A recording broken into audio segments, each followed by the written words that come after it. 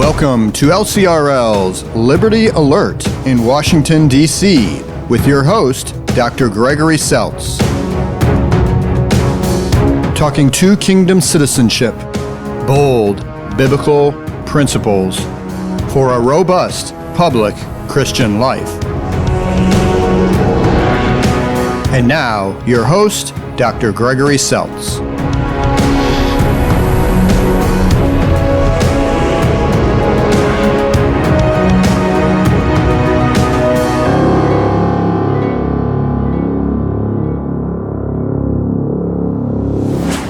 Hello, I'm Dr. Gregory Seltz. Welcome to LCRL's Liberty Alert here in Washington, D.C. It's our weekly foray into how to live as two kingdom citizens in this world. We want to be faithful to God in His service and to be a blessing to our culture even as we kind of serve Him in the mission that He has for us as His people. I know that's a mouthful, but we've got to do it because God is involved in the world to preserve and to save. And today we've got two special guests.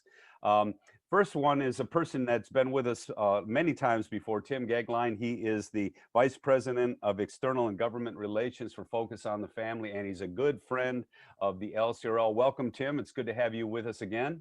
Greg, thank you so much, and a blessed and happy Easter to you and to everyone. And you as well. And also we have a really special guest today, Michael Berry. He's General Counsel for First Liberty Institute. I know he served in the Marine Corps. He's also been an adjunct professor. He is involved in all things religious liberty. And but I also hear that you're an Aggie, Mike, and that's okay. I've got a lot of UT friends, but here's the one that really hurt, and that is that I think you got your law degree from Ohio State University. Is that correct? It's actually the Ohio State University. Well, as a Michigan man, I'm saying, oh no, here we go again. Yeah. And of course, I'm an IU man, so the Big Ten is happily represented. Well, anyway, and again, it's fun to introduce some of these things with a smile on our face, but it's serious business right now. The work that you guys do at First Liberty. So welcome, Mike, to our program. Oh, thank you so much for having me. All right, I'm going to just jump right in. And today we're talking about religious liberty and our right to educate our children. And I just want to start off by saying this, especially to you, Mike. People are skittish about politics, especially Christian people, especially Lutheran folks. And, you know, we're the people who understand that our theology actually undergirds a healthy differentiation of politics and religion. And, you know, we kind of have this sense that politics is not going to save us. You know, politics is not going to solve all of our problems. One of the phrases we use is good politics can't save us, but bad politics can destroy us. So from your perspective, in all the cases that First Liberty is involved in, why must we care about a lot of the stuff that you're dealing with today? Well, I mean, first I would say there's not necessarily reason to be skittish, but there is reason to have a healthy skepticism of politics. Okay. And so that's how I would encourage the church and believers everywhere is, you know, don't be skittish, but have a healthy skepticism about what you see, what you hear, what you read. And it's important for us as believers to be salt and light to the world. And that means that requires engaging in the world. And I think that, you know, as believers, for maybe a generation or more, a lot of us have done ourselves a disservice by withdrawing, I think, from the public arena and sort of saying, well, we need, you know, we compartmentalize. I think that's natural for humans to do that, is to compartmentalize and say, well, that's that area of life, or that's the political arena. I'm more interested in the spiritual realm or theological matters, and I'm just going to stay over here. But you know, the old saying, God politics doesn't make it that easy, right? No, and the, you know, our entire existence really is a giant web. Right. And so, and I'm a huge fan of C.S. Lewis, as I know Tim is as well. Mm-hmm. And one of my favorite all-time quotes from C.S. Lewis is when he refers to the fact that we must think of ourselves as being an enemy-occupied territory. Right. This world is not our own. We are behind enemy lines, But we've been called by the one true King to embark upon a great campaign of sabotage. And as a good Marine, that metaphor works very well for me. Well, It's classic Lewis, isn't it? well, just to say too, because our listeners know this, at one time the Lutheran Hour was the largest Christian radio program in the country, and they tried to kick him off the air. They tried to kick the first speaker off the air at the height of his success, Walter A. Meyer. And I always tell people, what should Meyer have done? Should he said, well, that's the government. They said we can't be on here. We better go quietly into that good night. No, he fought, and he went to the FCC. They debated about First Amendment, religious liberty principles to keep all religious programming on the air. And we've got a Lutheran Hour still on the air to this day. Tim, do you feel like our people, miss this? They don't understand that it's a both and thing, not an either or thing, right? I'm really glad you raised that issue, Greg, and I wanted to build to that point, if I may, on Mike's wonderful comments. My late great friend and mentor was Chuck Colson. Right. Infamous Watergate fame. Post Watergate, he had a spectacular conversion, and as we all know, C.S. Lewis and Mere Christianity, that singular book, had a huge impact on Chuck's conversion. All to say, and building on Greg, your question and Mike's comments, Chuck famously said that salvation will never arrive on Air Force One, and I really, I really love that observation. I think it's worthy of C.S. Lewis, because Chuck was trying to say, a la Mike Berry's observations, that if we as Christians living in this extraordinary nation look to politics, for our salvation, look to people at any level in the public square as having the ultimate answers, we're, as we say in the Midwest, barking up the wrong tree. So I really am completely attendant with what Mike is saying. On the other hand, and I think there is another hand left in the right-hand kingdom, Greg, as you said, that does not in any manner preclude those of us who are followers of Jesus Christ to be involved in the public square, formally in a vocation like you, Greg, where you're the executive director of the Lutheran Center for Religious Liberty, or with Mike, when he plays such a vital role, for our friends at First Liberty Institute. And FLI is fabulous. I mean, they are really singular in the world of, of religious liberty. We at Focus on the Family really embrace them. But we must not, as Lutheran Christians at all, skedaddle out of the public square. Discouragement, discontent, those are sins. And we are tempted just to leave the public square. We are not to run from the public square. We are actually to run toward it and to bring salt and light into the public square. Well, and that's what both of you just said, salt and light. And so, like we've always said, God is involved in the world two different ways. That's the key. Two different ways to preserve and to save. And we want to educate our own kids in that. We want them to understand how God is involved in all of this stuff that's going on, and then to teach them, prepare them to get involved as well. And so that leads me to what our topic is today, which is education, educational freedom. We're an advocacy group on the Hill, but I got to tell you, if I ever became a lobbyist group, it would be for education, because education is where it all starts. It's where it's fundamental. And I'm just amazed at how many people think that the government's supposed to educate us in everything. And I'm sitting there going, that's not how I grew up. I thought about the church and its role, the family and its role. And then, of course, civics was important, but that's about all I thought the government was supposed to tell us. Michael, can you kind of talk a little bit about the litigation that's out there, and especially the stuff you're involved in, and why this is so important to the church, maybe even to the soul of our nation? Yeah, absolutely. I mean, I think the logical starting point is first by explaining First Liberty Institute's view of this. So First Liberty, for those who don't know, we are a national religious liberty law firm. Our only focus is to defend religious liberty for all Americans. And we are very singular in our mission and our focus on religious liberty. And we have divided our mission and our practice into what we describe as 4 pillars. So one of our pillars is to defend religious liberty in our places of worship. So in churches, and religious organizations and institutions to defend religious liberty in the public arena. So, the marketplace of ideas, so to speak.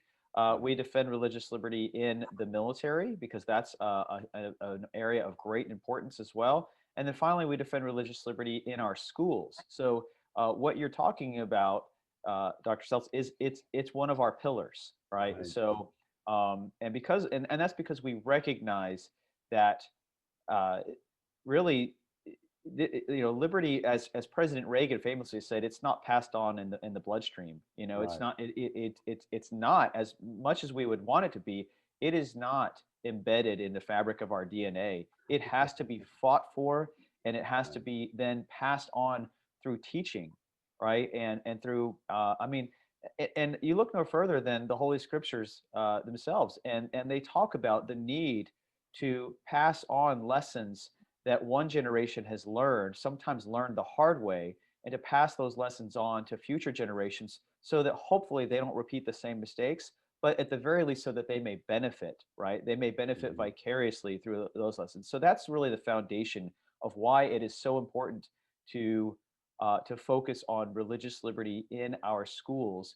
And when we talk about that, we're not just talking about the right of a private Christian school to be a private Christian school.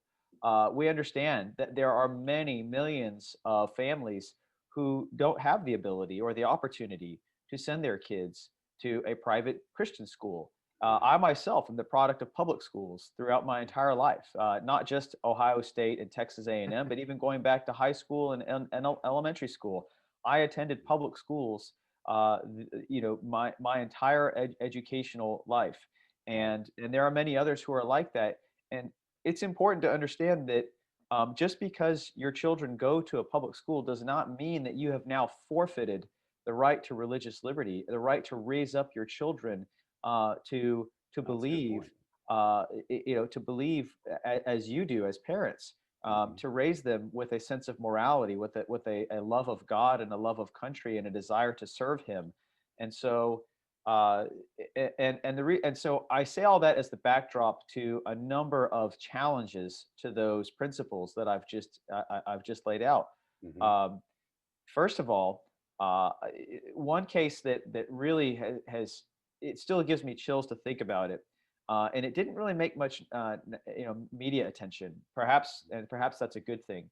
But in the state of Oregon, there was actually a case brought by parents who did not want, if I recall correctly, they did not want their young elementary school age children to be required to share the restrooms and other intimate facilities with other students of the opposite sex, and those students who identified as members of the opposite sex. So this was a school that was essentially allowing its restrooms and other intimate facilities to be used for as a unisex facility. And these parents said, we don't want our children to be exposed to that, for not just for religious reasons, for some for simply moral reasons, others for physical safety reasons, others because they just didn't want their children to start to be exposed to that at such a young age.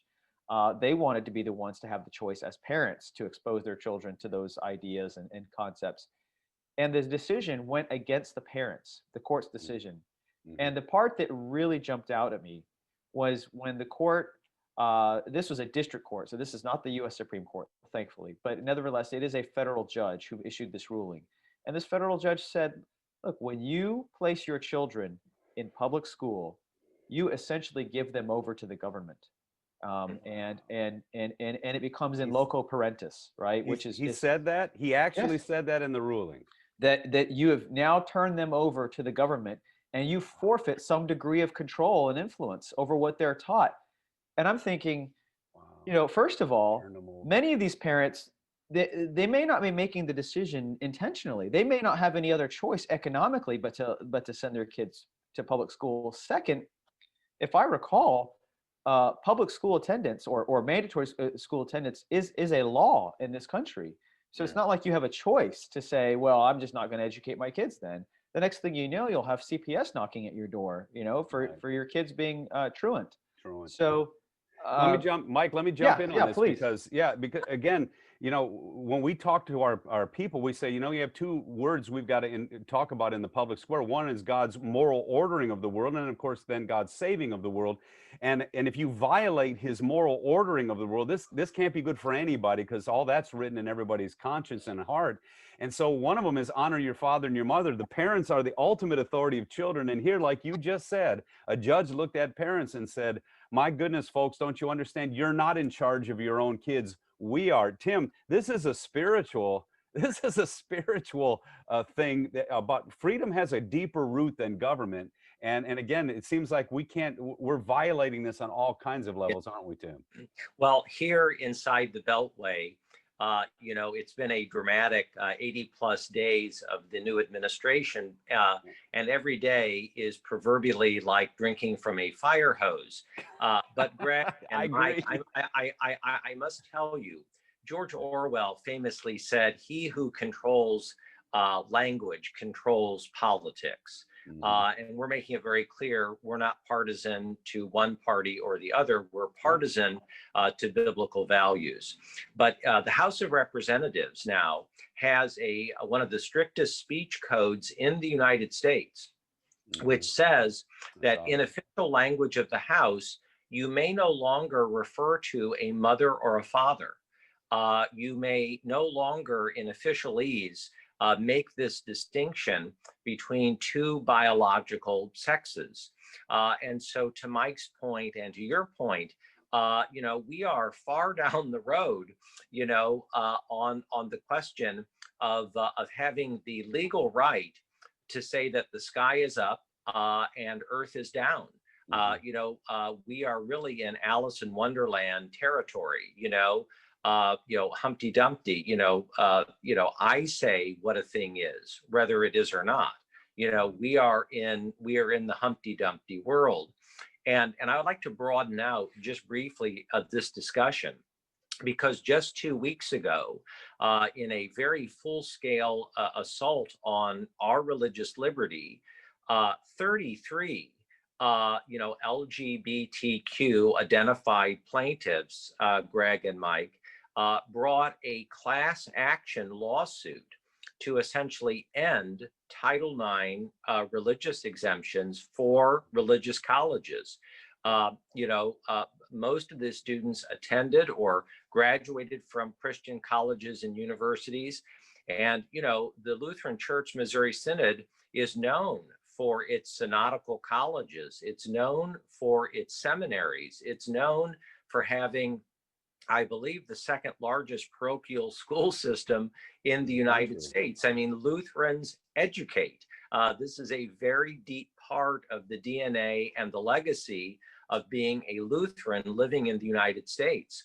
And when you look at some of the places that are being sued, they have a rich and varied Christian legacy and tradition. Baylor University, Cedarville University, Colorado Christian College, Fuller Theological Seminary, Indiana Wesleyan University, Moody Bible Institute, Westmont College. I'm kind of just using some examples from all around our great nation.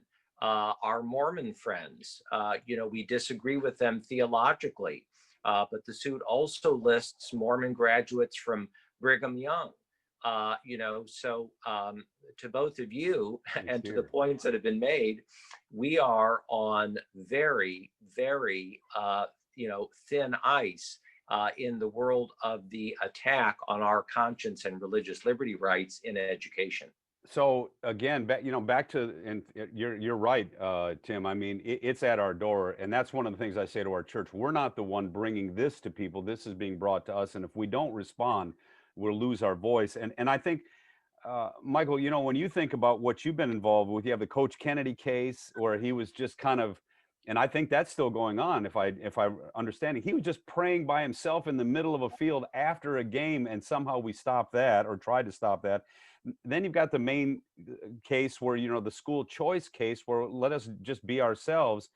Where is all this going? And give us your kind of take on the litigation. And I know the courts, that's one of the reasons why so many people voted for what we call constitutionalists. We didn't want courts determining these issues. We wanted that to be legislative.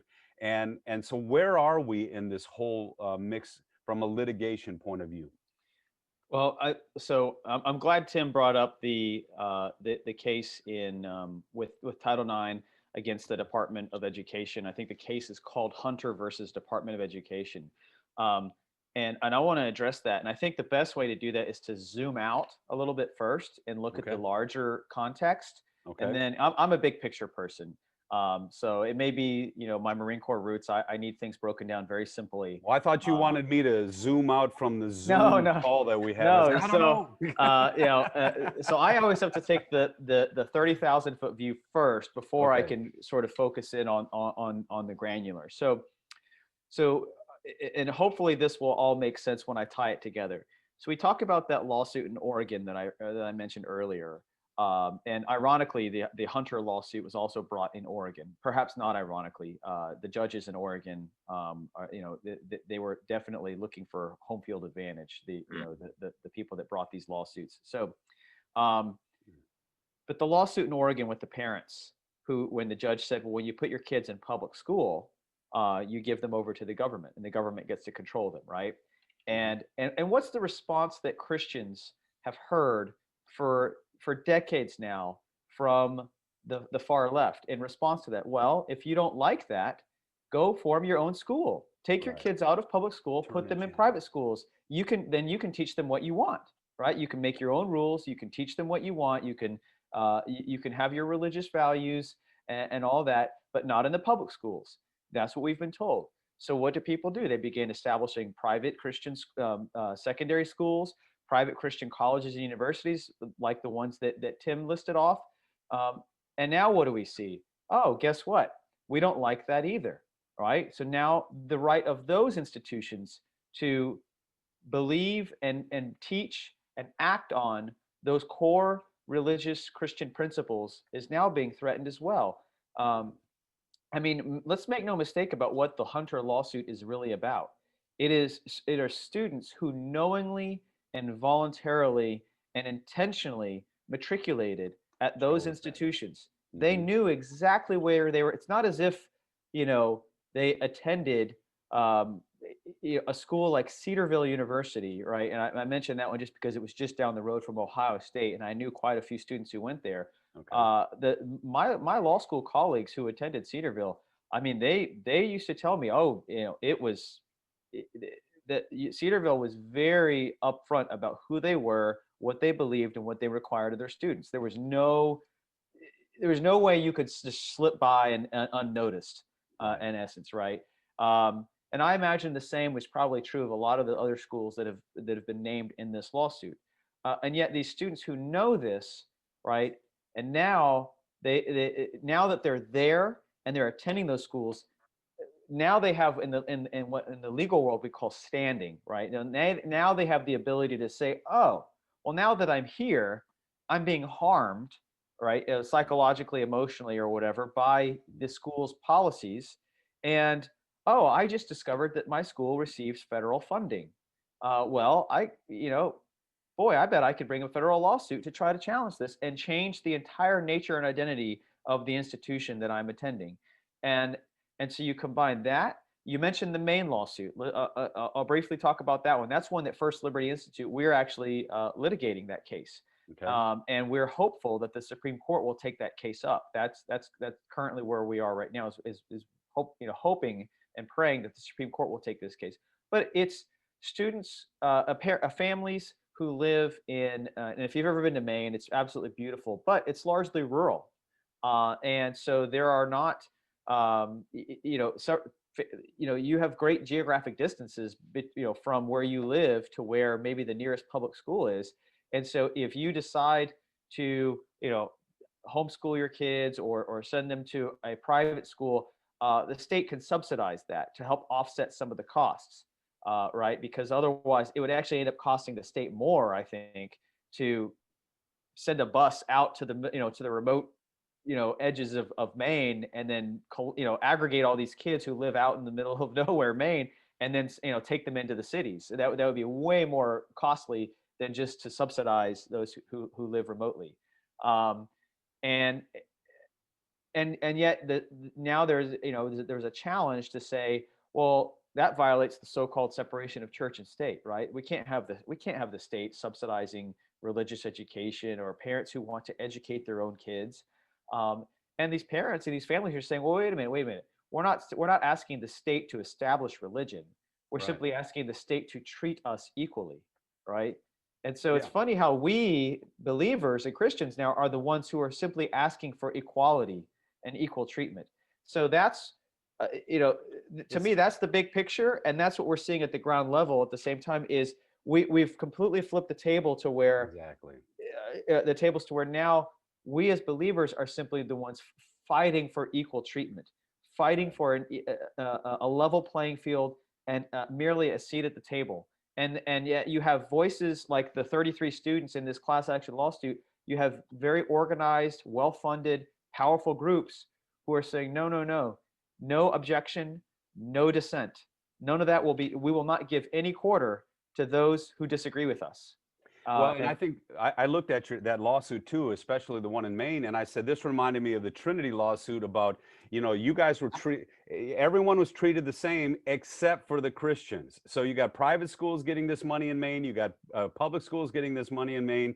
And by the way, for those listening, the original school models in America were all parochial. Sorry, it wasn't secular. This notion of the secularization of schools, that came later, and there's a nefarious history there. So this idea that God and school and all this kind of stuff, no, we need virtuous citizens to be self-governing, and you're not going to get that from some government program. So we know this, but here's this situation now where we've, like you said, Mike, you've flipped it all the way upside down, where now we're the ones who can't even educate our kids the way everyone else has a choice to educate their children. And so this one, I think you're right. Maine, they literally targeted these schools just because they were Christian. And so now you've got the state punishing Christianity when the original founding fathers said we're protecting the churches from the state. That was the original intent of constitutional limitations. So it's crazy stuff. Well, Tim, you've heard this stuff. We've been dealing with this stuff in political realms, and now we're thankful that we've got First Liberty dealing with this kind of thing legally. But where are we? Let's talk finally about what the church needs to do. We're not going to win all this battle totally in the courts. I know that. So let's say we win some of these battles. We still got to prepare ourselves for engaging the world with God's preserving word for the sake of the culture. Are we ready for this? I think we are ready. Okay. I do. I'm really a hopefulist by nature. Yeah. But I think since the moral and social revolution of the 1960s and 70s, for a person who has watched the public policy, the legal, the moral landscape, I think it's impossible to have looked at that and said that somehow this push by the parts of a rather smug elite to fully push religion and faith out of the public square, that somehow this was impossible to miss is just not the case. The question now is what are we willing, to use Mike's early phrase over, what are we willing to sacrifice for? The blessing as Christians is that when you are the one who, it has been targeted, when you are under assault, you learn very quickly what is important to you and what isn't. And this is a moment where we are being reintroduced, not only to ourselves as Christians, that sounds rather existential, but we are being reintroduced to the question of what is constitutional and what is not. If a right can be given by government, that right can be taken away. But the fact is, and this is a fact, our rights do not come from government, and they don't come from the Constitution. Our rights come from God himself. That is a fundamental, foundational, indisputable reality. As Christians living in America, The Constitution was designed to protect us. Let's remember two of our greatest founding fathers, Thomas Jefferson, whose birthday is today, John Adams, two of the truly great founders, imperfect men, but great men. This is Jefferson and Adams. They were not at the Constitutional Convention. Adams was in London, Jefferson was in Paris, but they made it very clear they would not support, and they were strong supporters of the Constitution, but they would not support ratification unless they were reassured that there would be a Bill of Rights. And there is a reason that the First Amendment exists. It exists because this nation is a nation that recognizes fundamentally that providence is real and that our rights come from God himself. And so my confidence is rooted first as a Christian, indisputably, in my love and belief of our Lord and Savior, Jesus Christ. But I also believe as a Christian living in America that the Constitution is our best friend. Now, as per this marvelous, terrific discussion today, now we're going to test the principles of the Constitution. And I feel confident over time that we will prevail. Well, thank you, gentlemen, both. We're going to have to wrap this first session up here. We get a chance to talk next week as well. And Mike, thanks for coming back next week. But let me just say it this way. The LCRL talks about putting our temporal liberties to work for the sake of the eternal liberties of Christ. And I want to end with this thought, since I'm talking to a Marine today. When I got a chance to go be a part of the Army War College in Pennsylvania, and got to be a part of one of the graduating classes. And that particular class, they at the end of every one of those classes, they choose a portrait. And they chose a portrait called The Lost Platoon of World War I. And it was because these guys got dropped in behind enemy lines. And I love what you said, Mike, about being behind enemy lines. And so, Tim, I think we got to get a little more prepared for being behind enemy lines. I think we haven't done that real well yet as a church, but you learn as you have to. And they got, and I loved it. It said, the lost platoon. We weren't lost. The Germans knew where we were all the time. And they said you had to have the perseverance, the courage, the wisdom to learn how to still execute your mission from that standpoint. And I think we're aware, and Michael, thank you for sharing with us where we are in the litigation of this. Tim, thank you for sharing with us where we are in our church and the cultural aspect of this. And all I can say is we're going to keep learning. We're going to keep preparing our people so that we can be ready to be his people in the world in which we live. So thank you, Mike, for being with us today. Thank you, Tim, for being with us today. Thank you. Thank you. It is great to be with you. And thank you all for tuning in. Remember, until we see each other again next week, speak the truth in love with humility and grace. Be wise as serpents and harmless as doves. And until next time, God richly bless you. I'm Gregory Sells. Have a great day.